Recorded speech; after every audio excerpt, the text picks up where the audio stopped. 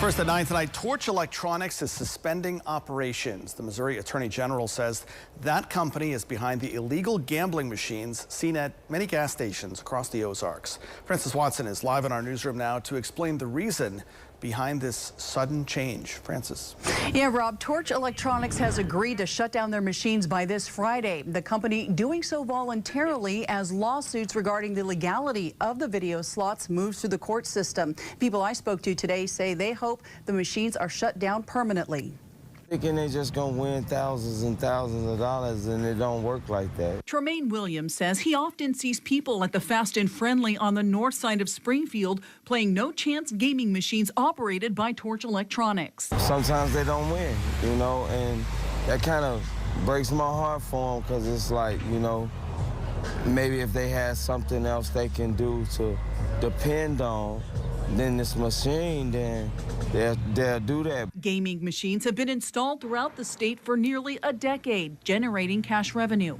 Lawsuits against Torch Electronics argue that the machines are untaxed, unregulated, and accessible to children and vulnerable people. Earlier this year, a federal judge ruled that the gaming machines found in gas stations across Missouri are illegal gambling devices, potentially opening the door to criminal prosecution. Wednesday, the company announcing it would voluntarily suspend its operations at all locations across Missouri while pending litigation moves through the courts. A statement provided by lawyers for Torch Electronics states, quote, "Pausing operations also frees us up to focus our energy on supporting legislation in Missouri that would create clear, regulated framework for video lottery terminals," end quote. In a news release, Missouri State Attorney General Catherine Hanaway said, quote, "While this is a tremendous step forward for Missouri, our office will continue to investigate and seek enforcement action against other operators, manufacturers, and retail stores facilitating this illegal activity," end quote. Activity that Tremaine says causes irreversible harm. I don't like to lose money. It's, you know, people say I play to have fun.